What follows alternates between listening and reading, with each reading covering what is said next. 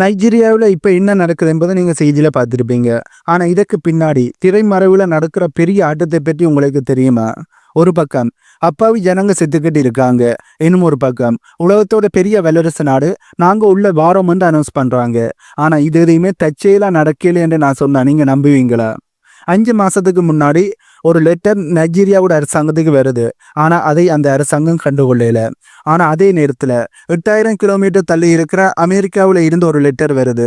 அதுக்கு உடனே இவர்கள் ரிப்ளை பண்றாங்க. நைஜீரியாவோட குவாரா மாநிலத்துல தீவிரவாத தாக்குதல் நடந்து துப்பாக்கி சத்தம் அடங்குறதுக்குள்ள அமெரிக்காவோட போர் விமானங்கள் நைஜீரியாவோட வானத்துல பறக்க ஆரம்பிக்குது. இது ஒரு நாட்டுக்கும் அந்த நாட்டு மக்களுக்கும் நடுவுல நடக்கிற போர் மட்டும் இல்ல, இது ஒரு பெரிய ஜியோ பொலிட்டிக்கல் கேம்.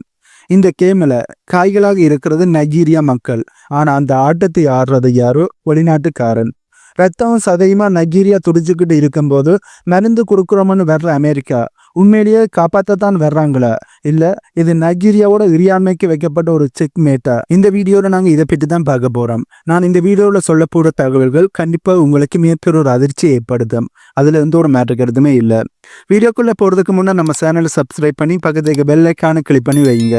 அப்போ தான் நான் போடக்கூடிய வீடியோஸை நீங்கள் உடனுக்குடன் பார்க்க முடியும். வாங்க இப்போ வீடியோக்குள்ளே போகலாம். நைஜீரியாவில் இருக்கிற வெறு அப்படிங்கிற அந்த கிராமத்தில் அப்படி என்னதான் நடந்தது என்பதை நாங்கள் கொஞ்சம் விரிவாக பார்ப்போம். இப்போ நடந்த தாக்குதல் திடீரென்று நடந்த அட்டாக் இல்லை. இதற்கு பின்னாடி ஒரு 5 மாச காலக்கெடு இருக்கு.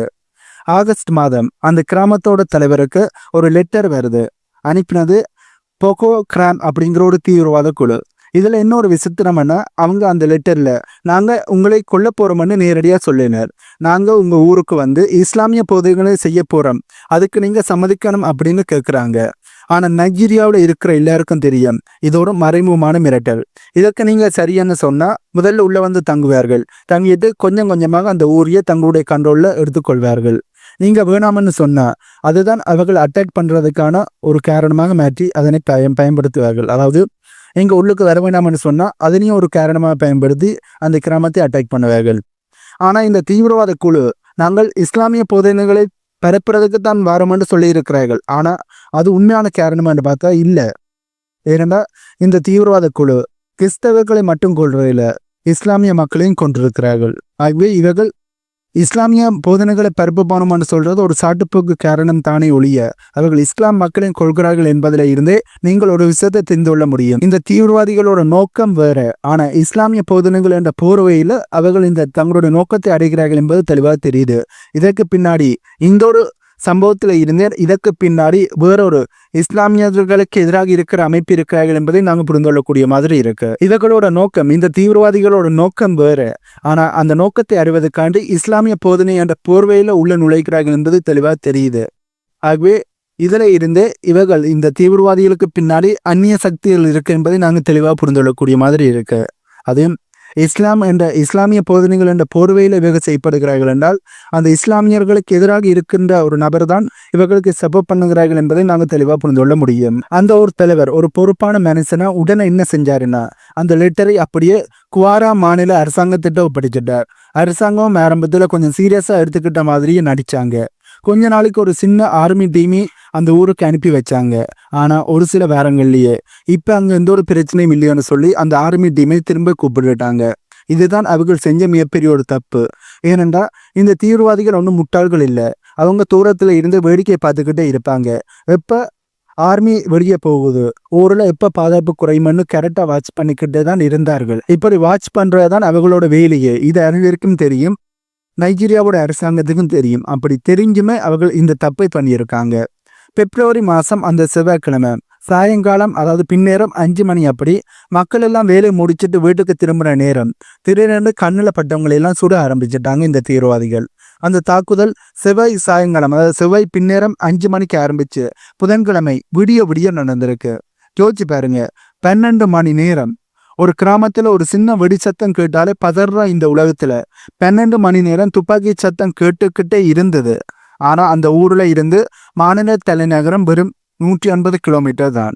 காரில் போனால் 2 மணி நேரம். ஆனால் ஒரு போலீஸ் கூட அந்த கிராமத்தில் இருக்கிற மக்களை காப்பாற்றுறதுக்கு அங்கே வரையில. அதன் 12 மணி நேரம் இந்த தாக்குதல் நடந்திருக்கு, துப்பாக்கி சத்தம் கேட்டுக்கிட்டே இருந்திருக்கு. ஆனால் ஒரு போலீஸ் கூட அந்த மக்களை பாதுகாக்கிறதுக்காண்டியும் காப்பாற்றுறதுக்காண்டியும் அங்கே வரவே இல்லை. ஆனால் இந்த மாநிலத்தினோட தலைநகரம் வெறும் 180 கிலோமீட்டர் தூரத்துல தான் இருந்திருக்கு. இதுல என்ன தெரியுது, அவர்களுக்கு இப்படி ஒரு சம்பவம் நடக்குதுன்னு தெரிஞ்சுமே பாதுகாப்புக்கு யாரையுமே அனுப்பல என்பது தெளிவா தெரியுது. இந்த தீவிரவாத தாக்குதலால 75 பேர் கொல்லப்பட்டிருக்காங்கன்னு அந்த நாட்டினுடைய அரசாங்கம் சொல்லி இருக்கிறார்கள். ஆனா அங்க இருக்கிறவங்க என்ன சொல்றாங்கன்னா, கணக்கே இல்லாம ஜனங்க செத்து கிடக்குறாங்கன்னு சொல்லி இருக்காங்க. 170 பெண்களையும் குழந்தைகளையும் காடு வழியா கடத்திக்கிட்டு போயிருக்காங்க. அவங்க இப்போ எங்க இருக்காங்க, உயிரோட இருக்காங்கன்னு கூட யாருக்கும் தெரியாது. அது மட்டும் இல்லாம இந்த தீவிரவாதிகள் யாரையும் சும்மா சுடல, உயிரா போய் தேடி பிடிச்சு சுட்டிருக்காங்க. சில பேர் அவங்க சொன்னதை, தீவிரவாதிகள் சொன்ன பேச்சு நாங்க கேட்கிறோம்னு எங்களை விட்டுருங்கன்னு கெஞ்சி கேட்டிருந்தாலும் அவங்க யாரையும் விடல, வரிசை நிக்க வச்சு சுட்டு தள்ளி இருக்காங்க. நிறைய பேர் இப்படித்தான் தீவிரவாதிகள் கொன்று குவித்திருக்கிறார்கள். இப்ப எல்லாருக்கும் எழும்புற கேள்வி என்னன்னா, 5 மாசத்துக்கு முன்னாடியே லெட்டர் வந்துடுச்சு, அந்த ஊர் தலைவரும் அதனை அரசாங்கத்திட்ட சொல்லிட்டார். அப்படி இருந்தும் ஏன் அரசாங்கம் கோட்டை விட்டுச்சு என்ற கேள்விதான் இப்ப பல பேருக்கு எழும்பும். இதற்கு நைஜீரியாவில் இருக்கிறவங்க எப்படி சொல்றாங்கன்னா, இதை கிவிங் மெடிசின் ஆஃப்டர் டெத் அப்படின்னு சொல்றாங்க. அதாவது செத்த பிறகு மருந்து கொடுக்கறது. எல்லாம் முடிஞ்ச பிறகுதான் ஒரு பட்டாலியன் ஆர்மியை நைஜீரியாவோட அரசாங்கம் அங்கே அனுப்பியிருக்காங்க. இந்த பட்டாலியன் ஆர்மி எல்லாம் முடிஞ்ச பிறகு அங்கே போய் என்னத்தை செய்வாங்க, அங்கே இருக்கிற மக்களோட உயிர் போயிடுச்சு. இதற்கு பிறகு இந்த ஆர்மியை அனுப்பினா என்ன அனுப்பாண்டு என்ன, இந்த சாவு நடக்கிறதுக்கு முன்னாம், இந்த தாக்குதல் நடக்கிறதுக்கு முன்னாம் தான் ஆர்மியை அனுப்பி இருக்கணும். ஆனா நைஜீரியாவோட அரசாங்கம் எல்லாம் முடிஞ்ச பிறகு ஆர்மியை அனுப்பி இருக்காங்க. இந்த சந்தர்ப்பத்துல தான் அமெரிக்காவே உள்ளே என்ட்ரி ஆகிறார்கள். சரி, இப்ப நாம இந்த வெறும் கிராமத்தை விட்டு அப்படியே 8000 கிலோமீட்டர் தள்ளி இருக்கிற அமெரிக்காவோட வாஷிங்டன் டிசிக்கு போவோம்.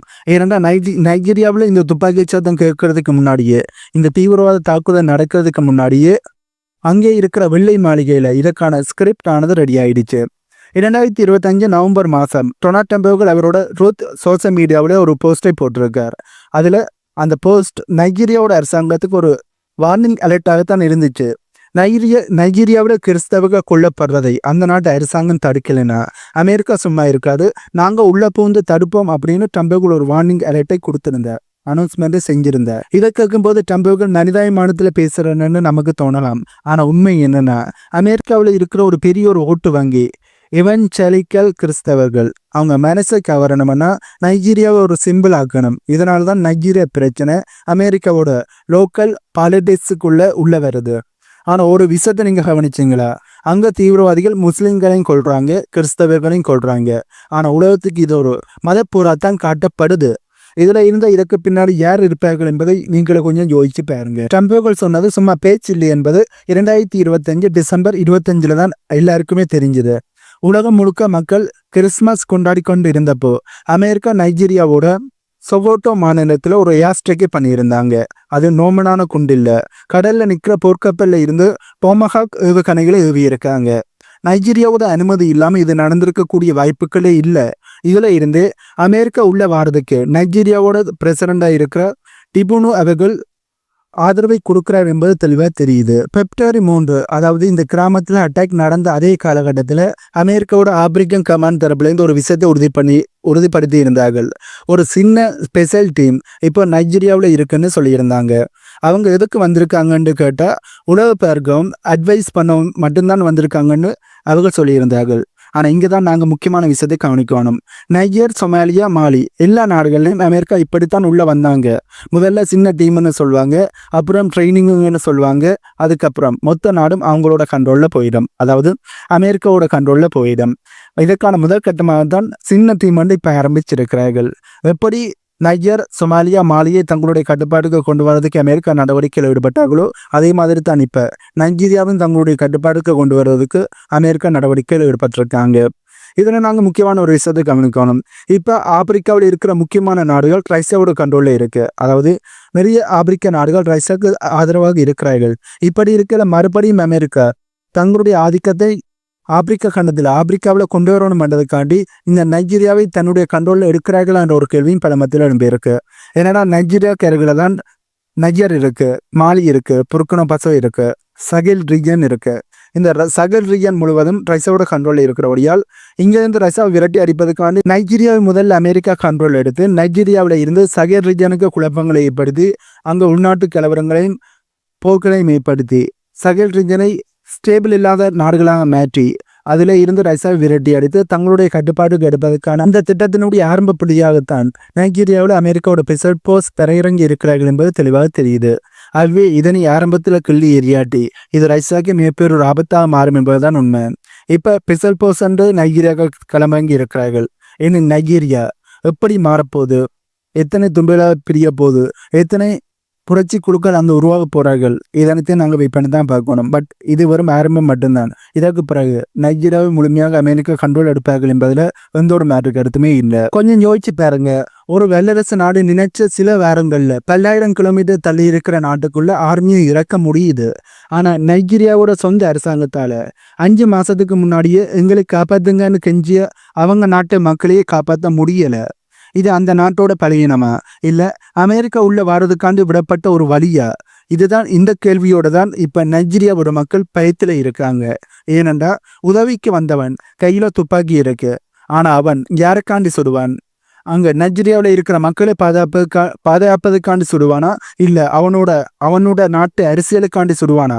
இதுதான் இப்ப இருக்கிற கேள்வி.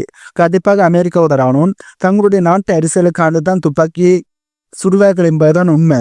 நைஜீரியாவோட நாட்டு மக்களை பாதுகாப்பதற்காண்டி அவர்கள் சுட போறதில்லை. தங்களுடைய நாட்டு அரசாங்கத்தினுடைய அரசியல் கட்டளைகளை ஏற்றுத்தான் அவர்கள் நடவடிக்கையில் ஈடுபடுவார்கள்.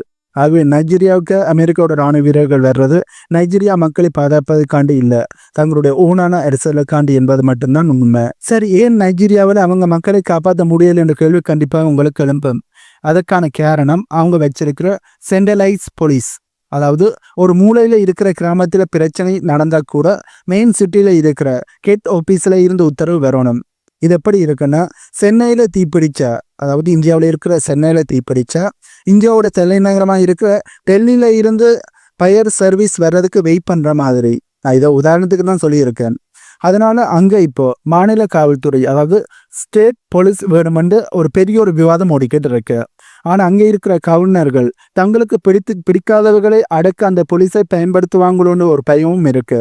ஆனால் அங்கே இருக்கிற கிராம மக்கள் என்ன கேட்குறாங்கன்னா, யாரோ தப்பு பண்ணிடுவாங்க என்பதுக்காண்டி எங்களை ஏன் தீவிரவாதிகளோட கையில் பலியாக்குறீங்கன்ற ஒரு கேள்வியை கேட்குறாங்க. இந்த கேள்வி நியாயமான கேள்விதான்.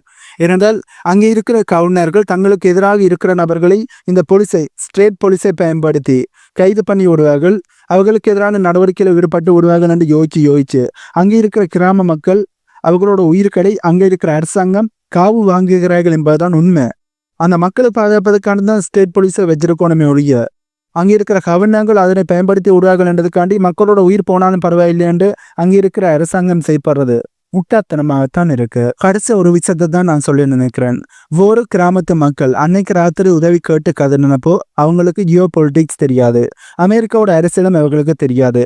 அவர்களுக்கு தேவைப்பட்டது ஒண்ணுதான், யாராவது வந்து காப்பாற்ற மாட்டாங்களேங்கிற ஒரு நம்பிக்கை மட்டும்தான். இன்னைக்கு நைஜீரியா முன்னாடி 2 வழிதான் இருக்கு. ஒன்று, ஸ்டேட் போலீஸ் மாதிரியான சீர்திருத்தங்களை கொண்டு வந்து தன் நாட்டு மக்களை தானே காப்பாற்றுற அளவுக்கு பலமா மாறுறது. இல்லைன்னா பாதுகாப்புக்காண்டி அமெரிக்கா மாதிரி வெளிநாட்டை நிரந்தரமா நம்பி இருக்கிறது. ஆனா அந்த உதவிக்கு பின்னாடி ஒரு பெரிய ஒரு விலையை நைஜீரியா கொடுக்க வேண்டி இருக்கும் என்பதை நாங்கள் மறக்கக்கூடாது. அமெரிக்கா உள்ள வந்தால் அந்த நாடே அமெரிக்காவுக்கு அடிமையாக மாறி அமெரிக்காவோட கண்ட்ரோலுக்கு போக வேண்டி இருக்கும் என்பதுதான் உண்மை. இப்படியான ஒரு விலையைத்தான் நைஜீரியா அமெரிக்காவுக்கு கொடுக்க வேண்டி இருக்கும். உதவி செய்யறதுக்கு வர்ற கையை நைஜீரியா வரவேற்கலாம், ஆனா அந்த கையை நைஜீரியாவோட கழுத்தை நெருக்கிற அளவுக்கு நைஜீரியா பலவீனமா இருக்கக்கூடாது. நைஜீரியா இப்போ ஒரு மிக முக்கியமான ஒரு முடிவு எடுக்க வேண்டிய நேரத்துல இருக்காங்க. அவர்கள் இப்ப எடுக்க போற முடிவுதான் நைஜீரியாவோட ஃபியூச்சரையே தீர்மானிக்க போகுது. அமெரிக்காவை நம்பினால் நைஜீரியாவோட கதை முடிஞ்சிடும். நைஜீரியா தாங்களே தற்பாதுகாத்துக் கொள்வதற்காண்டி பலமா மாறணும். நிறைய சீர்திருத்தங்களை கொண்டு வந்து தங்களுடைய நாட்டு மக்களை காப்பாற்றுவதற்கான நடவடிக்கையில் ஈடுபடணும். ஆகவே நைஜீரியா என்ன முடிவு எடுக்க போறாங்க என்பதை நாங்கள் வெயிட் பண்ணி தான் பார்க்கணும். பட் இப்போ நடக்கிறதை வச்சு பார்த்தா நைஜீரியாவோட அரசாங்கம் அமெரிக்காவை உள்ளே விட போறார்கள் என்பது தெளிவாக தெரியுது. இதனால நைஜீரியாவோட அரசாங்கம் அமெரிக்காவை முழுமையாக நம்புற முடிவை எடுத்து விட்டார்கள் என்பதும் தெளிவாக தெரியுது. இது நைஜீரியாவில் இருக்கிற மக்களுக்கு தான் மிகப்பெரிய ஒரு ஆபத்தாக முடிய போகுது. ஆகவே இந்த வீடியோவில் நான் சொன்ன தகவல்கள் உங்களுக்கு புதிதாக இருந்திருக்குமென்னு நம்புகிறேன். இந்த தகவல்கள் உங்களுக்கு புதிதாக இருந்தால் இந்த வீடியோக்கு லைக் பண்ணி நம்ம சேனலை சப்ஸ்கிரைப் பண்ணி பக்கத்துக்கு பெல் ஐக்கானை கிளிக் பண்ணி வைங்க. அப்போ தான் நான் போடக்கூடிய வீடியோஸை நீங்கள் உடனுக்குடன் பார்க்க முடியும். இன்னும் ஒரு வீடியோவில் உங்களை மீட் பண்ணுறேன்.